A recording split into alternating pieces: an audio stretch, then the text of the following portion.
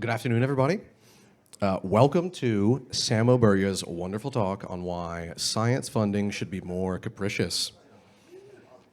Samo is the president and founder of Bismarck Analysis, a consulting and research firm that publishes the Bismarck Brief, a weekly in-depth case study of live players, functional institutions, industries, new technologies, and governments. You can follow him on X at Samo Burja. Here's his talk. Thank you. This is going to be something of a polemic because I note that according to some estimates, the United States government spends about $140 billion a year on science. Yet every interesting scientist I've ever met struggles to get funding. I think this is a result of the deep systematic factors attached to the distribution of resources in our society. I'm going to propose that accountability is sort of the bugbear of innovation. It's the enemy of innovation. Every time you have to make something seem clearly a good idea to everyone involved in a project means the idea sort of doesn't need to be done. It's something that's already obvious. It's something that's already known. It's not something that's controversial. It's not something that's going to upset taxpayers. It's not going to be something that might impede an academic career. And it's certainly not going to be something that surprises anyone or that they think is unworthy. We have a strong social desirability bias. And the foundation of a social desirability bias isn't even that, I'm not suggesting all research needs to be harmful to be interesting. Rather, for something to be seen as desirable, it actually has to be understood. So in other words, inferential distance means that it's impossible, essentially, to explain to the taxpayer what they're funding, why they're funding it. I don't think there's any good solution, actually, for government spending in this way. I think this is a structural requirement of politics. And if we replaced it with sort of a credential or authority-based system, which to a certain extent I think the university system is, I think the result is just going to be a kind of amoral careerism.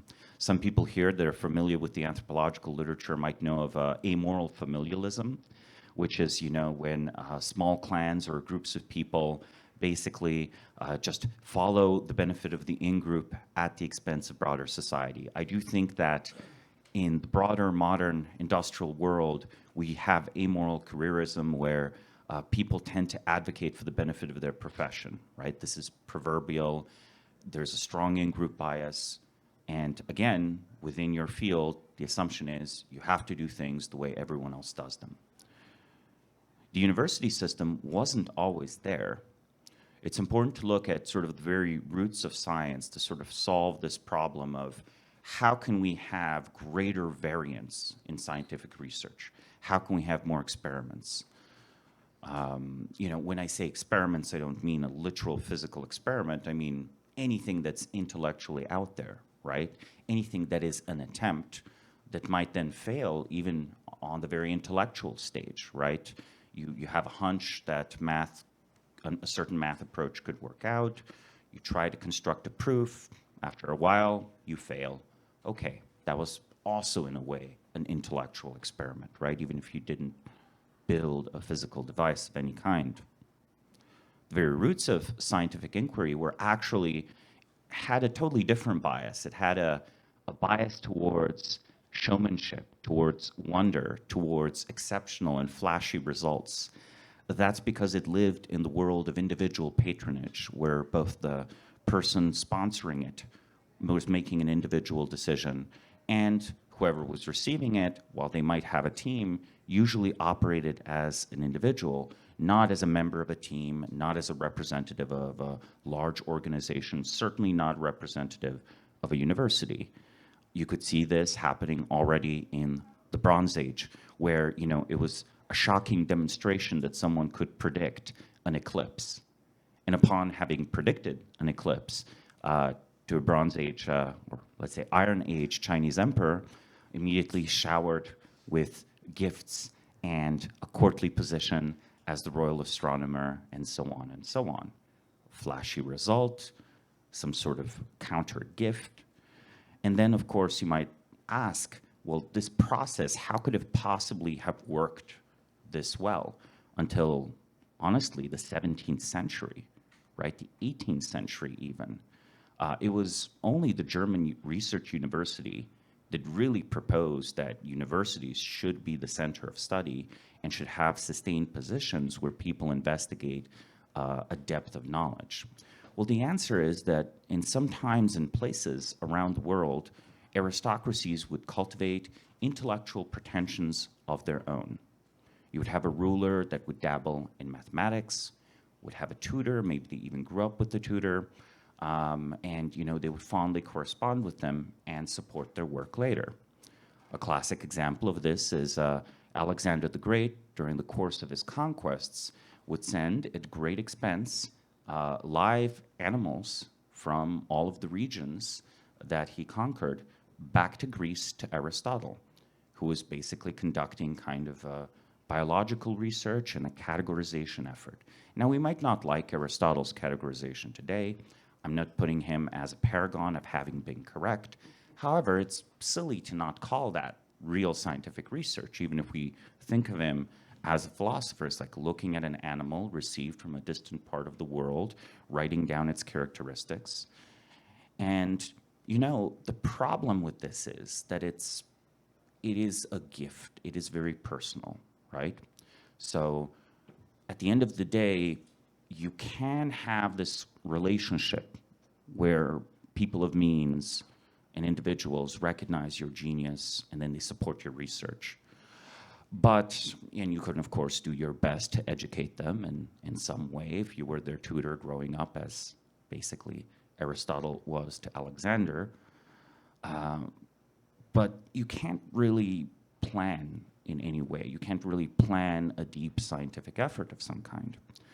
So the other approach people took was to, at their own expense, carry out the scientific research, carry out their astronomical observations and so on, and then when publishing their result, write the most floral, like the most flattering description and dedication to a great thinker, or even more commonly, a great king or a great patron of the arts and sciences. So if you look at the intellectual production in Renaissance Italy, or honestly, it's the same in Poland and Denmark in the same time period, you'll have works where people are writing elaborate dedications to major publications that are well received as books, as pamphlets, as letters, to people they don't even know. And this flattery is perceived as a gift, right? It's perceived as a gift of knowledge to this individual. You are sort of gifting part of your credit to someone. So this was a unique and interesting social technology, right? When Galileo was talking to the Medicis, who did support his work to a great extent, he presented the very moons of Jupiter that he discovered as a gift. I think there's something very poetic and beautiful about this. And I think it is perhaps a stronger foundation for philanthropy, which is that a wealthy individual gives a gift of research funding, and an individual at the other end, or a small team, give back to the patron, dedicated to the patron, a gift of knowledge. And the return is not financial, the return is prestige. It might sound like this model of funding for stuff that has no committee above you, no collegial oversight, but does happen in the public, so it does receive intellectual scrutiny on its own merit.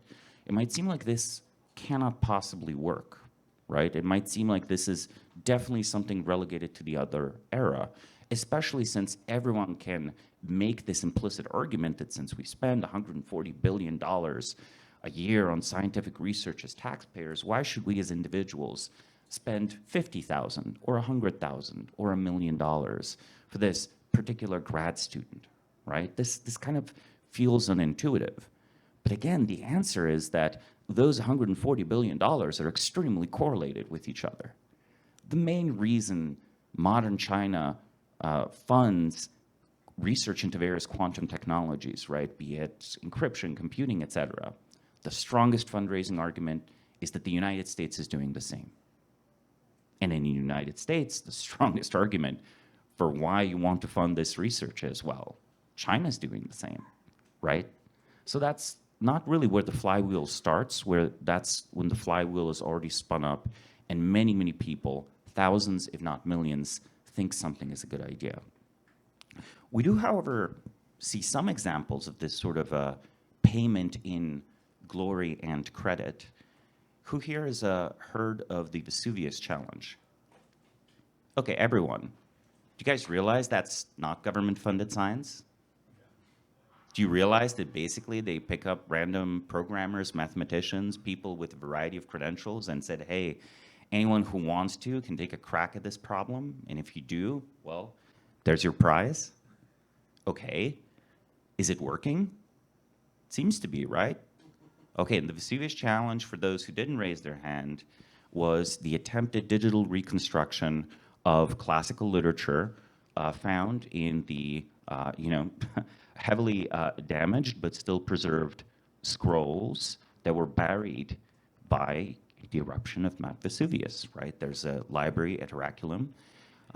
We probably will get not just sentences, but paragraphs and essays and books from that effort. And they will deeply they will deeply change our understanding of history. In the process, new advances have been made for how to, after you X-ray the still wrapped up scroll, reconstruct the text digitally. So instead of physically unrolling the scrolls, which would destroy them, crumble them, they digitally unroll them, allowing them to be read and translated. I think, Nat Friedman deserves a lot of credit for going around telling people you personally should donate. It's very hard to make an effective altruism style KPI for this stuff. Because if you know what the outcome of research is going to be, and if you can argue it to a committee, it's almost sort of already a sure thing. And what I'm advocating on the margin is that with these $140 billion put into sure things, into things universities like, into things that look good to taxpayers. I'm not saying don't take away any of that. Keep it all there. I'm proposing we could benefit as a society in $14 million or $140 million put into higher variance and unusual bets. So at this point, I'm going to conclude the talk. And since I said this is polemicizing, we're going to have a microphone go out to the audience. I want to hear challenges, counter arguments, people heckling me, and I'll heckle you right back. Thank you.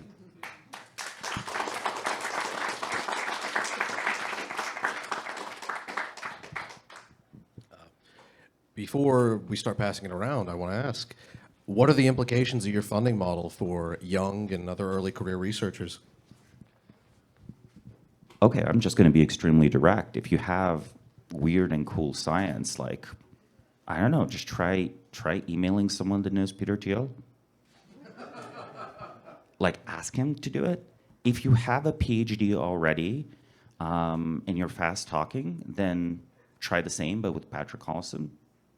So they're not advertising, right? But there are two people who are just actual individuals who, in my opinion, deserve way more glory and way more credit, not just for the work as, people that co-founded companies like Stripe or PayPal or, venture capitalists or, in Patrick's position also being someone that has supported book efforts, right? Like Stripe Press, there's no way that thing's profitable, okay? There's just no way. The book business is awful, yet we all love our Stripe books, right? So those are two individuals, but where are all the other Silicon Valley billionaires? They all want you to start a startup. And look, startups are great, but just asking someone for funding. And then the third option is an appeal, not to heaven, but maybe an appeal to the internet. make a nice website explaining why your research is good and talk to fellow nerds. And some of the nerds have actually made decent exits. And some of the nerds are well-paid software engineers. Isn't it crazy that in an America where 300 or 400K a year is like actually, let's say it's like upper middle class here in the Bay Area, it's not even properly wealthy, all of that can go into basically keeping up with your neighbors and into school tutoring and all of that stuff. But it's so difficult for a young researcher to get $50,000 or $100,000 to do anything. So I think mining this disconnect among the socially disagreeable is a good idea. Thanks. All right. Jenny will go around. Back. Back there. That's it. Thanks. So I work in crypto, and we have a model that funds people in these ecosystems. And what we've seen is some good things come out, but the optimizers see free money. Once it becomes too clear, it gets too efficient, and the wrong people get funding. And wrong is mildly subjective, but what sort of mechanisms do you have in mind as these advertisements for email Peter Thiel or Patrick, like as they get inundated with the grifters, let's call them? What have you seen as the best mechanism for seeing through that to people who just see money and respond with artificial or kind of contrived pitches? Yeah, there's no good solution. When something is a known address, people just try to game it. And this is basically the fundamental complaint I have of the academic and scientific system that we have. It is, of course, a notable upgrade in the world of pure patronage. It is good that stuff that is essentially a public good gets supported from the public purse. But, I often challenge my more libertarian friends being sort of like, anytime something is not done by private individuals, that is immediately an argument for the expansion of state power. So I try to individualize it and challenge it. So I think the answer actually should be that, maybe it should be socially expected that as a responsible Silicon Valley billionaire, you actually should give some money to weirdos. And if you're not giving, at least to a few people, right, something to support some scientific research or some weird math, well, then that's kind of immoral of you. And, I feel like it's something very strange is happening. Like, how much money did Mackenzie Bezos airdrop on the United States of America to every stupid local charity as inefficient as it was? Like a lot. Has anyone called her greedy or bad or evil or destroying the country? And then, of course, the billionaires who don't spend money get called all those things. And I think there's no real solution to this. You have to make an argument that you as a capital allocator are personally doing things that no other billionaire would do and that no government committee could do. And one of the better ones is to have a refined intellectual taste, a refined artistic taste. Can you imagine what the United States would look like if every high net worth individual funded public art and they all actually just funded the stuff that they personally liked? So not outsourcing your decision to a consulting firm, right? That makes America look the same, but actually following your taste. So I guess my answer would be people have to be very comfortable in saying no. They should develop intellectual tastes, and there shouldn't be a single point of failure. And at the end of the day, we're actually talking about really trivial amounts of money. The interesting thing about grifters is they reliably burn out. So you might see original thinker stick around for a long time. Robin Hanson spoke at this conference. I think Robin Hanson is one of the most underrated original thinkers, having contributed 5 fields, well, technically being an economist. I guess he also has a physics background. Well, he's been around for 30 years. I think I've seen many flashes in the pan where there are people who sort of go around, promise the moon, can't really do anything. Then the worst part isn't that they failed to deliver, right? The worst part is they then go and promise a totally different moon and they fail again, and soon they have burned through their credibility. So I think the answer is these are small amounts of money. There should be multiple points of failure. And again, if what I'm describing sounds familiar, let me ask the audience another question. Who here has heard of emergent ventures? Okay. I don't know, is Tyler Cowen at the conference? No. Okay, well, if he was, I would have just asked him how many stupid emails he receives where he has to say no. I'm going to point out that reading a griftery email is actually way less work than, and writing no, or not even responding, it's way less work than what goes into evaluating research proposals in a professional setting. And the reason, look, Tyler can make it super efficient because he just reads the email, he has a maximum length of what you can send in, and he just says no and says yes easily. Like the whole oversight mechanism of these grant-making agencies is like premised on the idea that we're guarding sort of the treasure vaults of the US federal government. That's just not true for these alternative funding sources that I'm proposing. There is no giant, endless like vault of gold. These are like small amounts of money.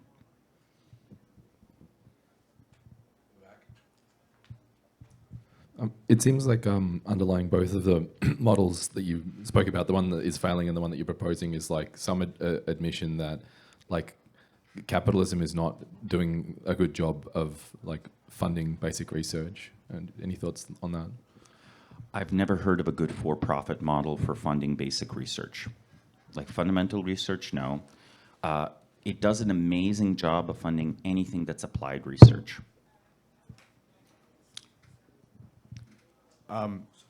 So my question is, are you saying that, you're saying that the by committee decision making is a particularly bad way of doing these decisions, but are you also saying that like people who can curry favor with capricious billionaires are like, that's correlated with being good at these types of things, or just better than the baseline? It's just not filtered for conformity. And honestly, it doesn't have to be wealthy individuals. It could easily be a government office. I just see very few opportunities to engineer the institutional, bureaucratic, and political structure of any government office so that that position would be protected, right? Like, you know, you could joke and say, oh, the US government needs a science wall facer, right? If anyone's heard the science fiction stuff, right? Like, we need a guy that can just spend $1 billion a year on science, no questions asked. Well, I'm like, great. That would work. That would work really well. Not even if the guy was good, just random. Just make him a bit random. Make him a wacky dude. It's fine. But there's no way to defend that on any sort of foundation, right? Implicitly, I'm proposing to defend the capriciousness of scientific research precisely on it being private money. Now, there is an example of a government institution that aspires to do this, which is DARPA, has the program managers. So as soon as you say something is national security, it's classified, et cetera, that's automatically morally legitimate. That's automatically allowed some spending. And because of that, they could fund some really cool things, right? But again, I think we are, as a society, too obsessed with not wasting money. And the obsession to not waste money results in a lot of money being wasted. If the goal is discovery, right? If the goal is discovery of new things. So, for sort of context, this is leading to the question is like 5 years ago, put together sort of a list of, was it under investigated fields, and this was pretty disorganized. It was listing everything from cryobiology to better understanding of mathematical ugliness. But a few months after that, I basically updated the list with like, oh, here's actual people and organizations that are kind of working on some of these. So I guess maybe one kind of question is like, suppose someone was both connected with a lot of different groups, but also connected with, you know, a lot of people who might be, you know, into funding some of these things. What are some things that could be done, like as an individual to sort of better connect these groups? I mean, you mentioned, you know, one aspect of like putting together a website for one sort of research. I think that a lot of people working on some of these newer concepts, they are definitely, some of them, the non-grifters definitely seem like they're passionate about the field. Not all of them are the best communicators about, you know, the idea. So I'm kind of wondering like what could be almost be done to be sort of facilitate more of these connections? The connections between people. Okay. I honestly think that if someone wants to have basically as much fun as an angel investor has, but worse returns, and they have some social connections to come out like, hey, call yourself a science connoisseur. Just go around, pay lunches and dinners to random scientists, and then when someone really strikes your fancy, just, go and mention them to your friends. If you have a bad taste in science, like, you're going to discredit yourself pretty fast, while learning probably quite a bit.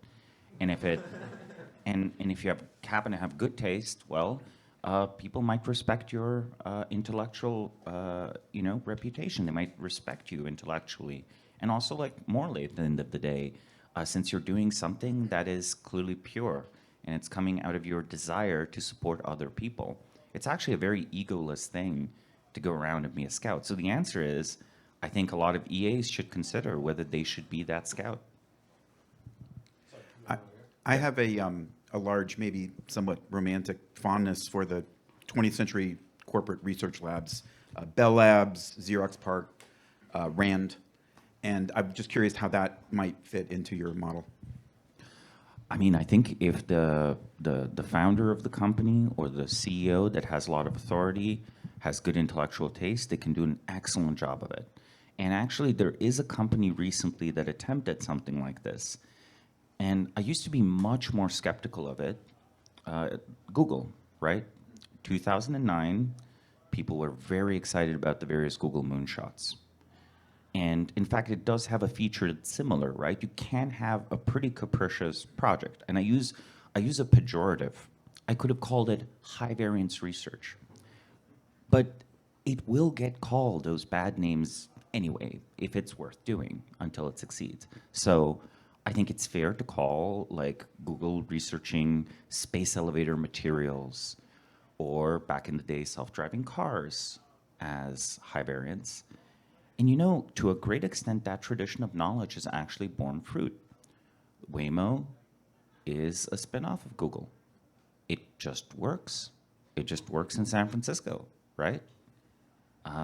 So I think if the cost of Google having done some of this research on, say, self-driving and so on, right, and supported it, is also a bunch of stupid projects, and that because of internal company policies, you don't get to just fund like this big research lab thing, but you have to give like a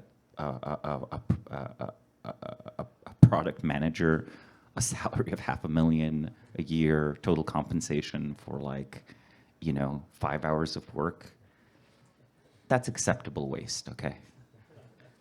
Right, that's acceptable waste. So I think the answer is it can work super well, but I think it rots. I think it decays very quickly. This is also why throughout my previous answers in the talk, I've emphasized individuals and projects. Individuals have this personal reputation. Projects have an event horizon. As soon as you start funding research organizations, it gets trickier, because then the grift can last forever. An individual grifter can burn out, but an organization that's such, promoting itself and promoting its own thing, that can go on for decades. And so I'm against funding research organizations because they will internally recreate the same problem. So the more funding a research organization has, the more internally it'll have the problem of how to distribute this among its researchers, right? And then I think a good corporate lab can do some basic research if protected by someone who thinks either the company is big enough and it's going to last long enough that it'll benefit from it, or, hey, we might as well do some good, okay? We're Google. We should organize the world's information. Yeah, so this seems great for like an elite researcher that can sort of be successful this way, but a side effect might be somebody who's like a normal PhD or lower level, they won't have the credential if they go this route, and that the result may be they just like don't go into science, or they stick to this sort of institutional credentialism. How do you feel about like that change? And that might be a good change, right? I think currently the job market is very tough for anyone doing a normal academic career. I think that we have so many entrants and so few positions. I also want to emphasize that in this talk, you've not heard me say, oh, this is fun for the scientist or this is good for the scientist. I was just saying that we as a society benefit from high variance research, right? I'm sure it was not always fun to go around, flattering random people or trying to educate them and hope that they want to fund this for the public spirit or for their personal glory as a patron. But it's no fun writing grant proposals either. And it's no fun needing to understand office politics. And it's no fun to network and to schmooze. Careers have a lot of work attached to them, actually. And maybe intellectual work shouldn't happen inside a career. Maybe a career is just the wrong vehicle for intellectual work, but we try to fit a square peg into a round hole because we as a society, we structured everyone's life as a career. Make the round hole bigger. I mean, that's the Google approach, right? It's like, pretend this lab is going to eventually be super profitable for Google and have an infinite money glitch code, and then it works out for the corporation. Right. Hey, Samo. Great talk. Love the publication. I'm wondering if you have followed the recent spin-out of Renaissance Philanthropy from Schmidt Futures and have any thoughts on that. And if not, I do. I would love to hear the Renaissance spin-off. I've seen a little bit of Schmidt Futures, which I actually think is great. I just have seen more interesting things from, say, the Patrick world so far. Yeah, so it's Tom Khalil and Kumar Garg, who previously at the White House, OSDP under Obama, and they spun out from Schmidt Futures recently with a kind of a goal of solving a matchmaking problem in philanthropy, which is something I've observed for many years, which is that, even at foundations, it's hard to figure out like every possible opportunity to give to, and it's sometimes hard for, on the other side, for potential nonprofits or researchers to figure out who to apply to and who's the most interested.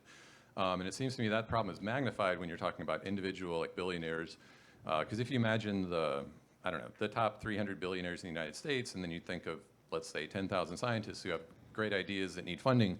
Most billionaires don't put their private email on their own website like Patrick Collison does. So it's hard to imagine those 10,000 scientists each tracking down the private information of 300 people that are very secretive, and then inundating them with a collective 3 million emails, and then those billionaires wanting to or being able to spend the time to wade through all of that.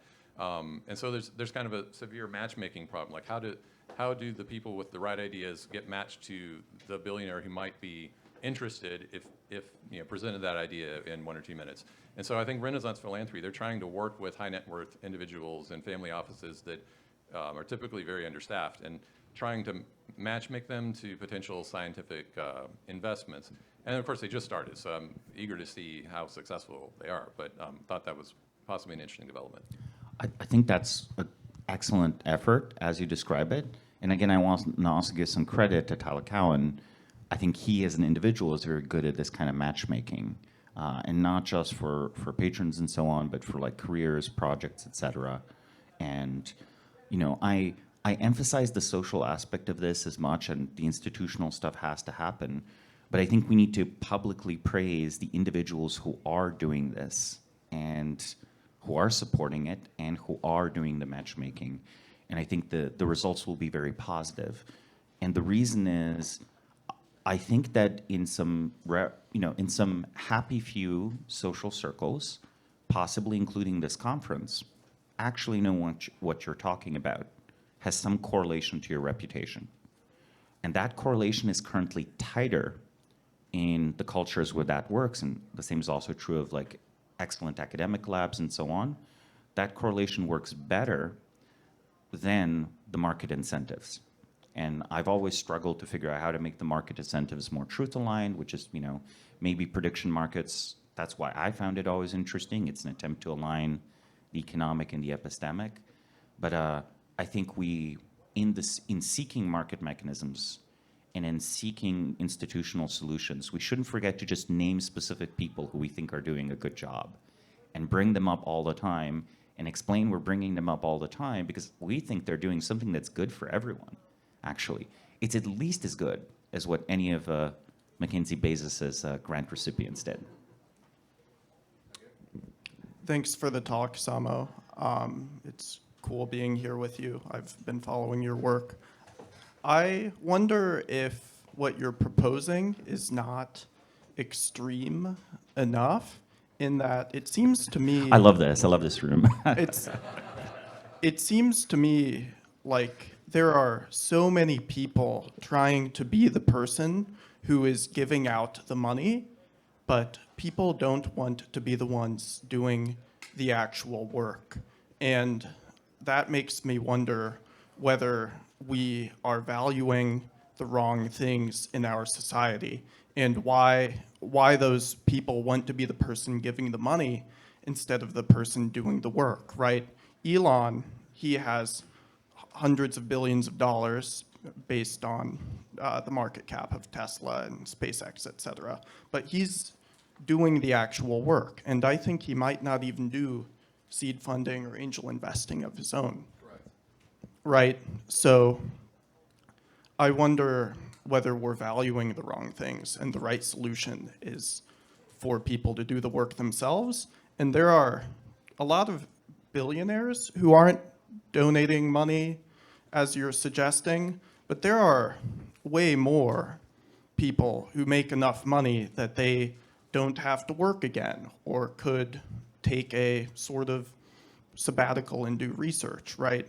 And I think those people should probably be doing more. How can you get Elon to give me money? That's I want to just comment there. I think that's an excellent idea. I think many very intelligent people who have an academic background, who have gone into tech to make some money and work on an email app or whatever, when they find themselves sort of having enough, they should consider if it wouldn't speak better to their soul to pursue the dream of academia, but outside on their own means. And I think as a society, we should have this idea for the scholar gentleman. So that is the person who's basically retired from the rat race, but does scientific research. And, if it stands up to scrutiny, it should be treated equally as what happens if, they continued in an academic position. And if not, well, then not.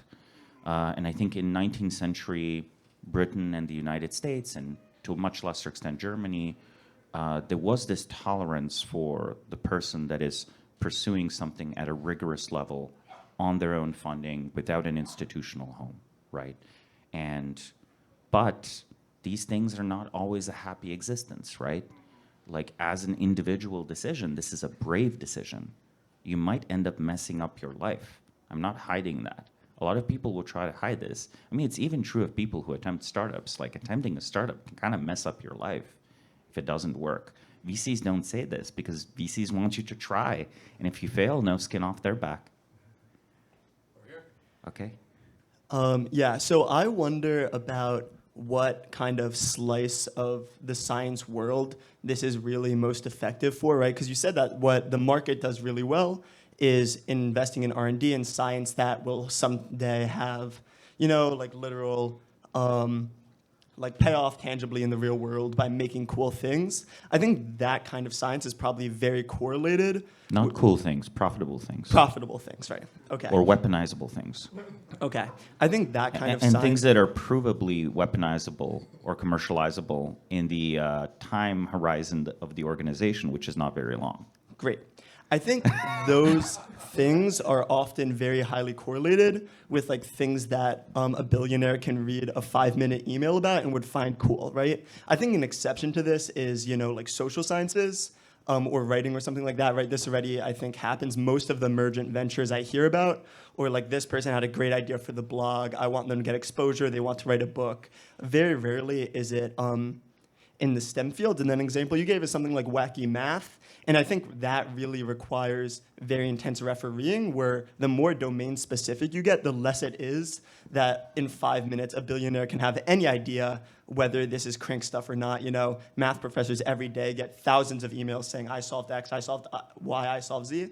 And they're almost always wrong. And so my question is, what kind of... 99% of those are wrong. Yes. Yeah.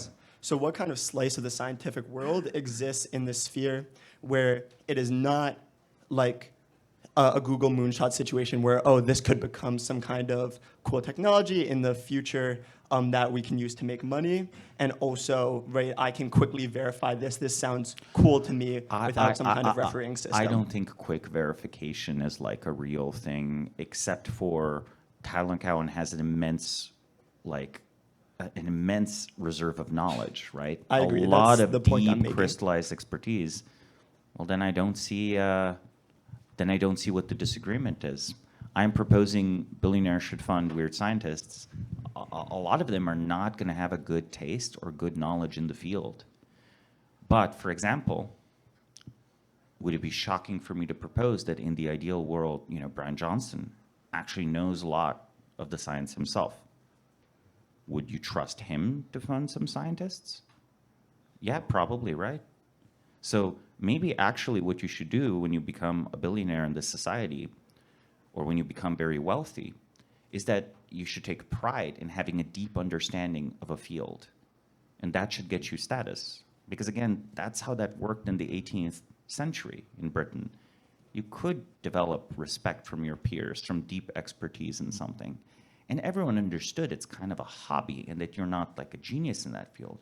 But you cultivated your taste and your expertise, and you staked your reputation on becoming an expert enough to tell between the experts in your chosen hobbyist field. And by the way, we could easily do this in mathematics already, and I think some of the guys who made their money through tech, like they have all the expertise to know what an excellent mathematician is. They could easily give grants in that. And also some of them have expertise in biology and material science, and they could give grants in that.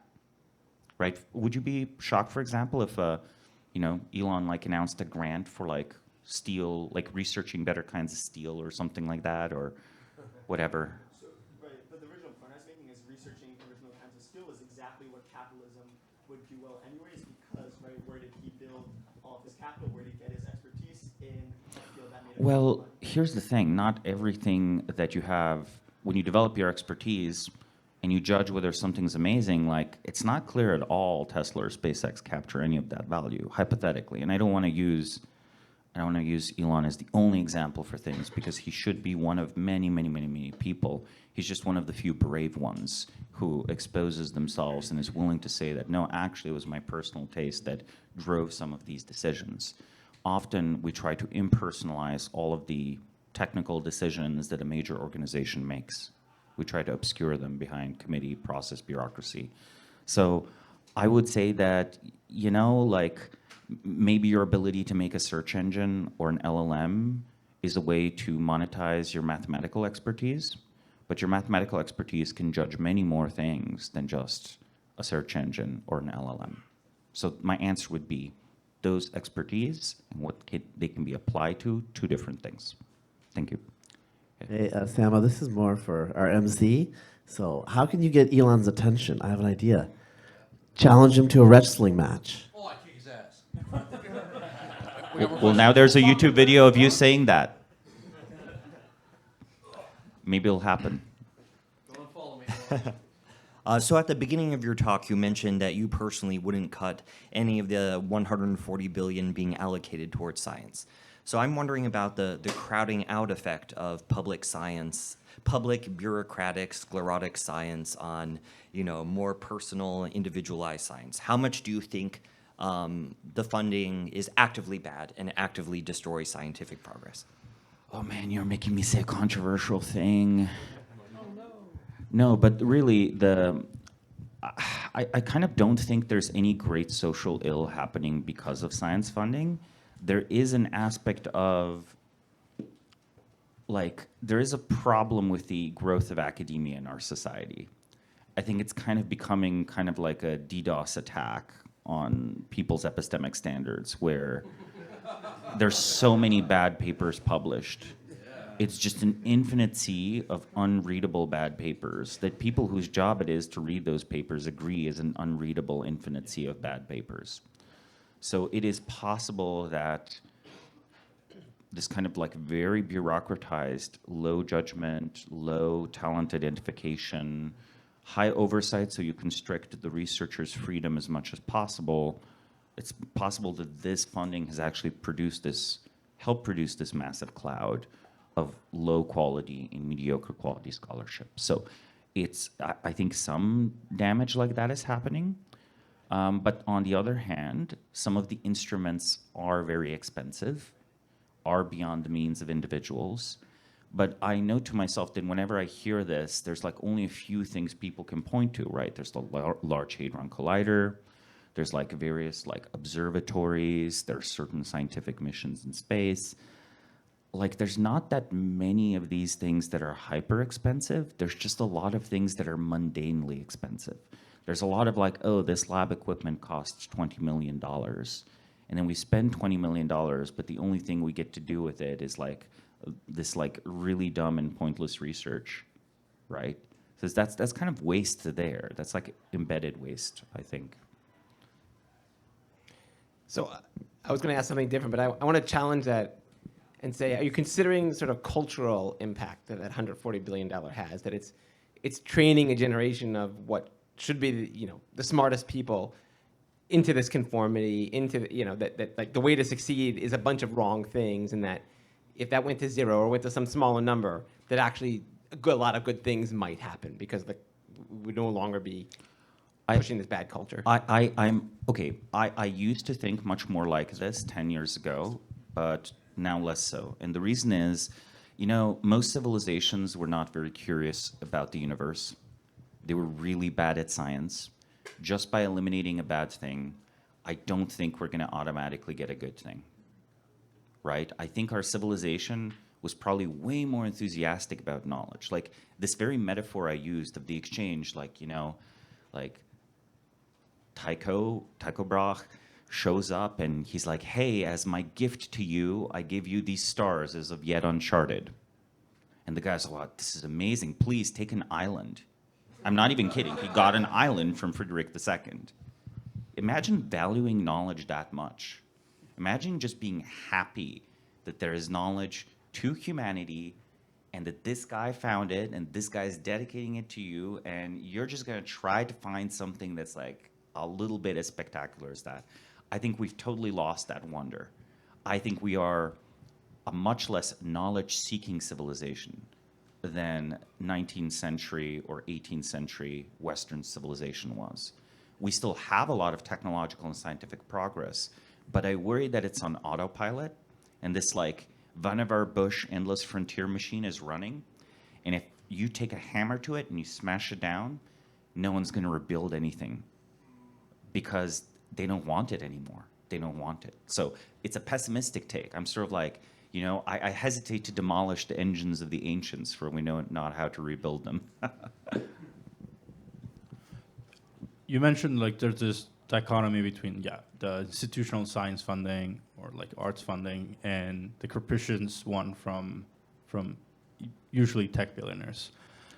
Usually is a strong case. I'm literally taking like the most cherry-picked examples of the most cherry-picked for IQ and intellectual curiosity class of wealthy individuals that our society has to offer. Fair. And the answer is like, it's kind of disappointing at the end of the day, Yes. It's like very few, but I named them to praise them. Yes. Yeah. But do you think, what about them not funding specific projects, but them trying to start their own institutions? Oh, great. I don't know what do you feel about the Austin University thing? I know Peter Thiel tried to start a university and he totally gave up on that.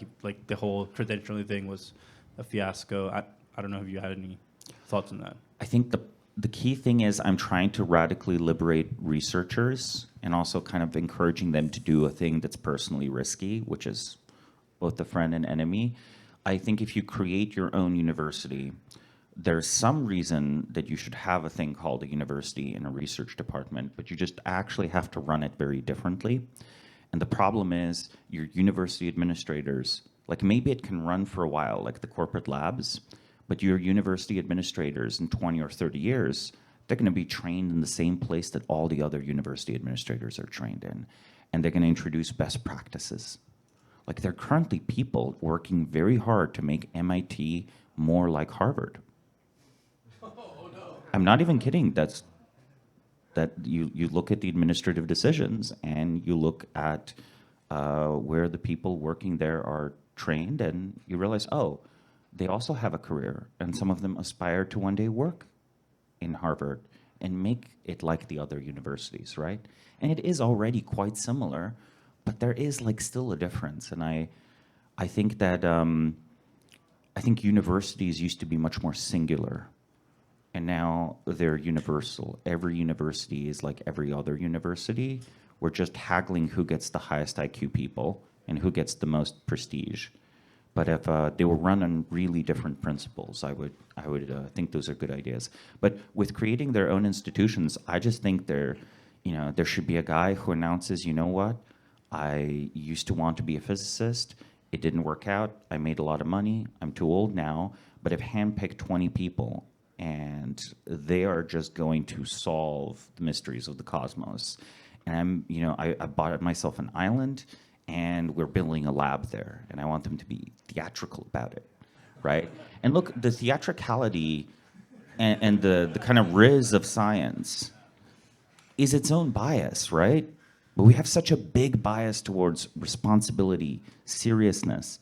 We have the opposite bias that Tycho Brahe had to contend with, right? So I'm just proposing that in our society where we have this huge bureaucratic funding machine, we, as a culture, valorize such private attempts, even while knowing that they are likely to fail, because we all benefit from the few cases where they succeed. And come on, isn't this a better use of money than a yacht? Are you in a position to personally support any researchers through patronage, and do you? I've given like a few $1,000 checks. I'm like not in a position to give like much more. I currently basically reinvest most things into my own company, which I view as a social science research project. Many of the Bismarck briefs are just things that I think should be looked at. But I'm hoping to make much more and to give much more. And also, most people don't even give a few $1,000s, right? To give examples, I've given like up to $10,000 checks. So, okay, if you have something that you think you can do, and I know anything at all about that field, ask me. Maybe I'll say yes. And yeah, that will come from a piece of furniture or from a trip I don't take. Yeah, that's fine. This is consumption too. I would get joy. I would get joy from that. And of course, you have to write like a flurry, like at least a paragraph of praise for me at the start. Thank you. All right.